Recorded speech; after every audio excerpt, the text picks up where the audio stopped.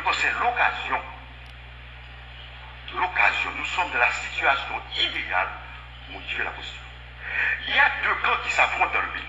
Il y a le camp du pouvoir, il y a le camp de l'opposition. Le pouvoir veut changer la Constitution, je ne sais pas comment est-ce qu'il va faire. Moi, je parle de changement. Et l'opposition demande le changement dans le cadre de transition. Les deux veulent changer la Constitution. Donc maintenant, il faut la changer.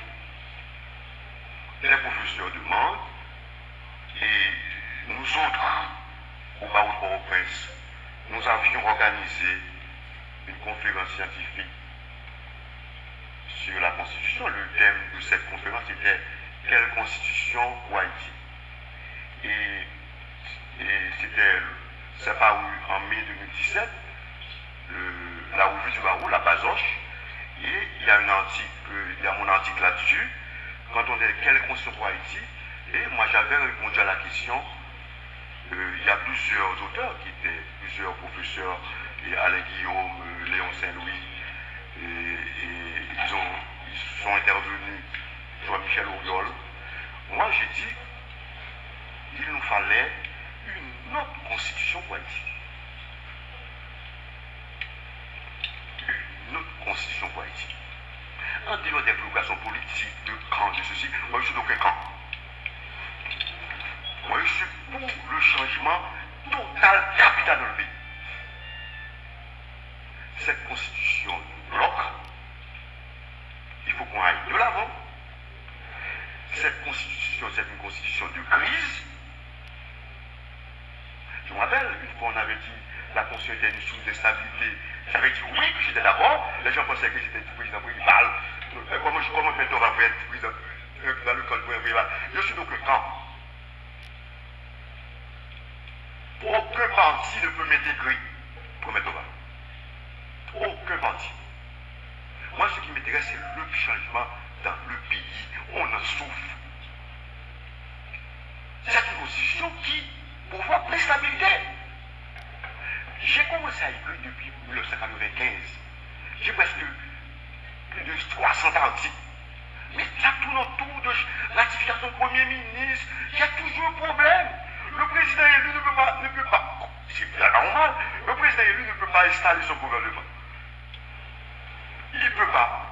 Pour choisir le Premier ministre, il ne peut pas choisir le Premier ministre. Il y a toujours un problème. Le président prévoit passer un mois pour choisir le Premier ministre. Le président, après il a passé pour choisir le Premier ministre. Après il a fait partir le Premier ministre. Il ne pouvait pas le remplacer. On a vu, Martel, il y a eu le problème de comment on appelle ça, il avait, avant Ouzier, le problème de Gousse, Conny, Lamotte. Vous savez que Lamotte, ils se sont plus à l'aise. Mais maintenant, on m'a dit que les relations se détérioraient après. Les gens me disent qu'il faut une police de cohabitation. Moi, j'étais contre le concept de police de cohabitation.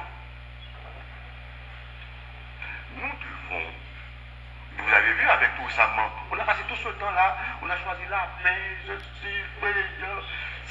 c'est pas possible. Nous devons passer à un autre régime politique. Moi, j'ai prôné dans le livre un régime présidentialiste encadré, juridictionnellement encadré, juridiquement encadré. Il ne faut pas passer à côté. Le président ne peut pas. Ce n'est pas possible. Mais il faut une réflexion sur le Parlement. Est-ce qu'il nous faut le Parlement bicaméral? Moi, je suis pour la suppression du Premier ministre. C'est clair? Je suis pas le Premier ministre. Mais l'exécutif, moi, je ne sais pas. Le président élu nomme son gouvernement et l'installe et gouverne le pays. Même la question de décentralisation territoriale, ça a été mal conçu. Ça a été mal conçu dans la Constitution. Avec les AZEC, les AM, il faut changer ça. Il faut supprimer les AM, les A. Non. Nous devons passer à une véritable régionalisation. Je prône un État régional pour le pays. Avec des compétences dans les régions, les universités dans les régions. Et on transformerait les sections communales en communes. Oui. Commune. On aurait comme qualité de base la commune. Ça demanderait un redécoupage territorial et ça demanderait un changement de constitution, si possible la constitution.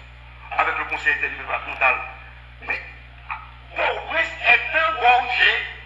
Il faut désengorger, désencombrer, décentraliser le pays.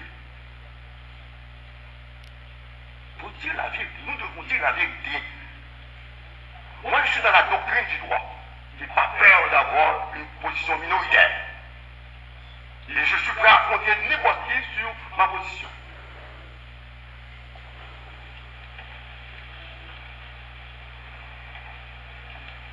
Si on est assez, on en a marre. On en souffre.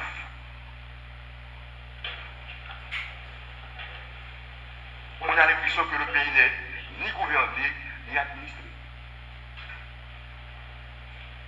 Il y a toujours un conflit, soit entre l'exécutif et le législatif. Un conflit entre le président et le premier ministre. Parce que le poste de premier ministre a été créé pour faire contrepoids au président. C'est ça l'idée. Il fallait étendre le président de la République. C'était ça l'idée. Quand on parle du président, on ne voit pas le président qui est là, non, quel soit le président. Moi, j'ai un étudiant qui a fait son mémoire, qui a réalisé son mémoire sur ma direction. Quel était le titre de son mémoire? La Constitution de 87, une constitution contre le président de la République. C'était ça l'idée. Il fallait étendre. On a connu 29 ans de dictature. Mais après 29 ans, on devrait réévaluer. Les gens pensent à Duvalier, c'est fini, c'est fini. Maintenant, moi je suis maintenant, je veux vivre dans ce pays. Moi je m'en fous de Duvalier. Quelle constitution pour faire marcher le pays? C'est ça qui m'intéresse moi. Les deux sont morts. On ne peut pas rétablir la dictature dans ce pays. On ne peut pas rétablir la dictature dans ce pays. Il ne peut pas y avoir une alternance apaisée dans ce pays. Regarde, chaque fois. Maintenant, on est dans ce débat. Oui, c'est ça. Il n'y a pas d'alternance apaisée. Il y a toujours un conflit. La Constitution affaiblit le pouvoir du pouvoir exécutif, du Parlement. Ils font rééquilibrage des pouvoirs. Regardez. On a un amendement controversé. L'amendement du 9 mai 2011. Vous savez que l'amendement qui est en vigueur, véritablement, c'est l'amendement qui a été publié avant le départ du président Bima le 13 mai 2011. M. Martelly avait pris un arrêté pour rapporter la loi constitutionnelle. Mais un arrêté ne saurait rapporter une loi constitutionnelle. Il y a une hiérarchie des normes. L'amendement qui est en vigueur, c'est l'amendement qui a été publié le 13 mai et qui est en vigueur le 14 mai. Même s'il y a des difficultés, des problèmes, les gens ont traficoté sur l'amendement, mais on vit avec cet amendement. Je suis allé dans une conférence à Boston. Les gens m'ont dit, mais qu'est-ce qu'on fait avec cet amendement? Je dis, bon, l'amendement est là, puisque nous sommes devant des amendements de fait. Mais les gens m'ont dit, m'ont interpellé. Mais Dorval, on ne saurait parler d'une constitution d'amendement de fait. Des fois, les gens, dimanche dernier, j'ai reçu un appel d'un avocat du barreau. Mais Dorval, je vais intervenir, je voudrais avoir certaines précisions. Mais cet amendement-là, il existe. Bon, est-ce qu'un pays, on dit maintenant, quelle constitution qui est en vigueur, quel amendement qui est en vigueur, c'est anormal. Il faut changer ça. Ça, c'est pas possible. Mais que faire? Qu'est-ce qu'il faut faire? Quoi changer? Comment changer? Nous avons dit qu'il faut supprimer le municipal de l'exécutif avec le président, le municipal avec le président, qui est à la fois chef de l'État et chef du gouvernement. C'est la tradition haïtienne. Le Parlement fera son contrôle du gouvernement. Le Parlement n'a pas là pour gouverner. On voit dans la Constitution, le Parlement gouverne. Le Parlement fait chanter le pouvoir, fait chanter l'exécutif. Et ça entretient la corruption.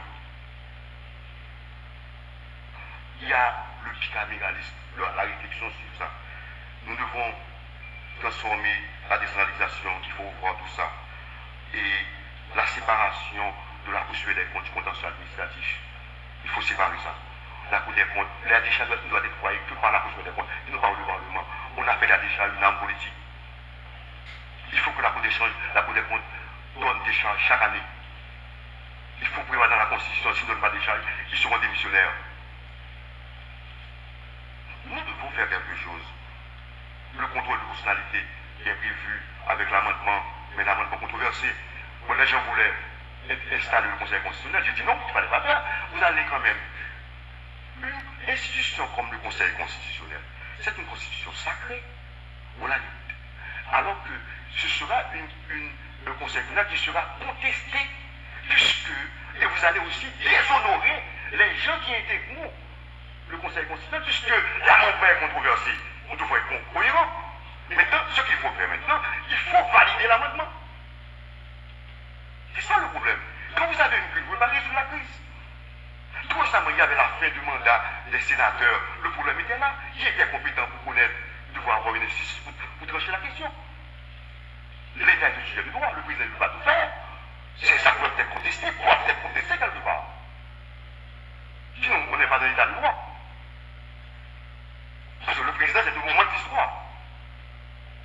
Le pays nous appartient à tous. La création de domaines de la loi et du règlement, on a critiqué les décrets qui sont pris par l'exécutif. Mais il nous faut, dans une réforme constitutionnelle, dans un changement de constitution, établir un domaine de la loi, parce que c'est des domaines dans lesquels il faut une loi, parce que le code doit être une loi.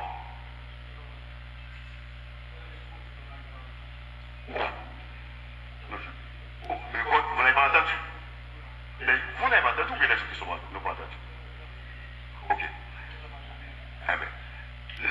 Mais le temps, il y a un temps qui m'est parti. Je peux aller autant que je peux aller au-delà. Non. Ok. Vous avez le domaine de la loi. En Haïti, la loi intervient dans tous les domaines. Il n'y a pas d'espace pour les règlements. On ne peut avoir que des règlements d'application de la loi. Mais qu'est-ce qu'on constate dans la pratique? Il y a plein de décrets.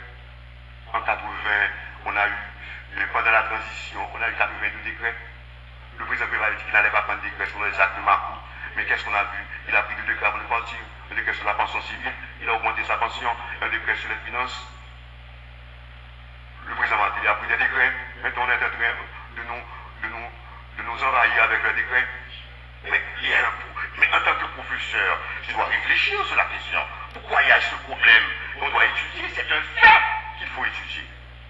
Nous autres, nous proposons qu'il y ait un domaine de la loi, un domaine dans lequel on ne prend que des lois, et un domaine où le pouvoir réglementaire peut intervenir. On peut prendre des décrets, on peut prendre des arrêtés, moyennant que ces décrets et arrêtés soient soumis au contrôle de constitutionnalité. Tout ça demande une véritable réforme, un véritable changement de constitution. Donc, il y a plein de choses à faire. Je ne peux pas rester davantage. Les enjeux, si on change de constitution, on change bien la constitution. L'enjeu, c'est la stabilité. Nous avons besoin de la stabilité pour fonctionner. J'ai quitté Haïti fin 85. Je suis revenu en 93. Depuis le départ du Valais, le pays est dans l'instabilité. Il y avait toujours des troubles dans le pays. Mais nous sommes dans l'instabilité. J'ai rencontré quelqu'un, il m'a dit, mais Dorval, un jeune, je suis de la génération de 87. Depuis que je suis né, je suis dans la violence. Je suis né dans la violence. Nous sommes nés, ces gens sont nés dans l'instabilité. On n'a pas connu le bon Port-au-Prince.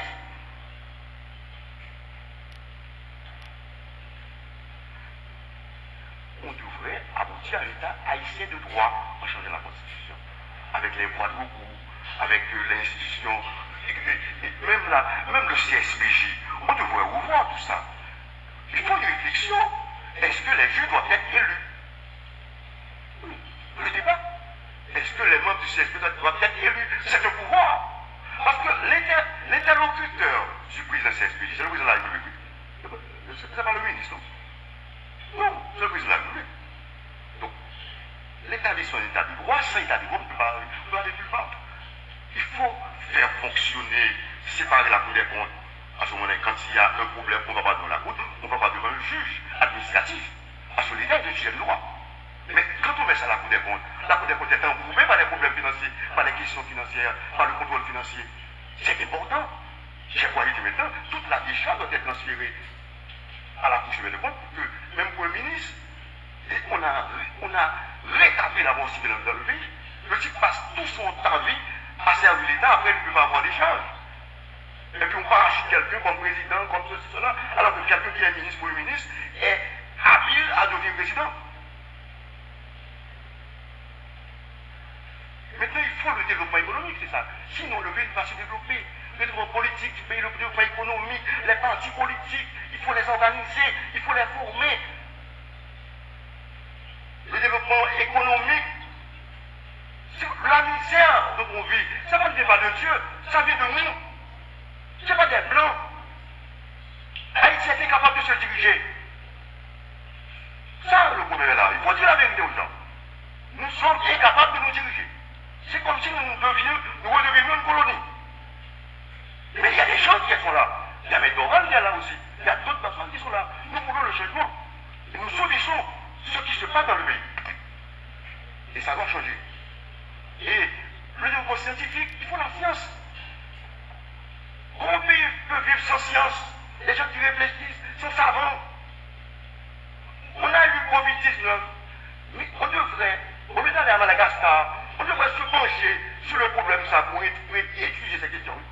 Mais où fait ça? C'est l'université. L'université n'est pas organisée. L'université d'Haïti est dépassée. Il faut revoir l'université d'Haïti. Il faut créer d'autres universités au niveau des régions.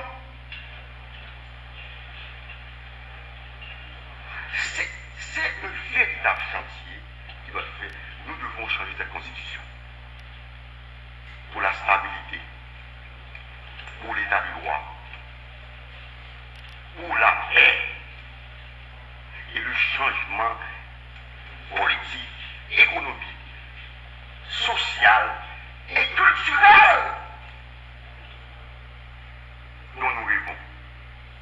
Je me rappelle la phrase de Gaillard, mais je meurs, mais avec tous mes rêves, tous mes rêves de jeunesse, la phrase qu'il a prononcée. Est-ce que nous allons mourir avec tous nos rêves de jeunesse? Nous avons un grand pays, nous avons une grande histoire, nous devons faire quelque chose. Le point de départ de tout changement, c'est qu'il faut changer la Constitution. J'ai entendu parler des élections, on va faire des élections. Non, il n'y a pas des élections avant. La Constitution d'abord, après les élections. On peut former un conseil électoral pour faire. Mais la Constitution dira comment, quel organe qui soit chargé de faire la réforme, le changement de Constitution. Le point de départ de tout changement, il faut quelqu'un, c'est comme un buteur qui est dans le, ou un footballeur, qui met son pied sur le ballon. Il dit non, c'en est assez. C'est ça qu'il faut. Il faut dire la vérité. Moi, je suis arrivé à un âge, j'ai perdu rien. Il faut dire la vérité aux gens. Il faut dire la vérité aux gens. On en souffre, et nous demandons, nous autres, un changement de constitution, et ça doit se faire en dehors du Parlement.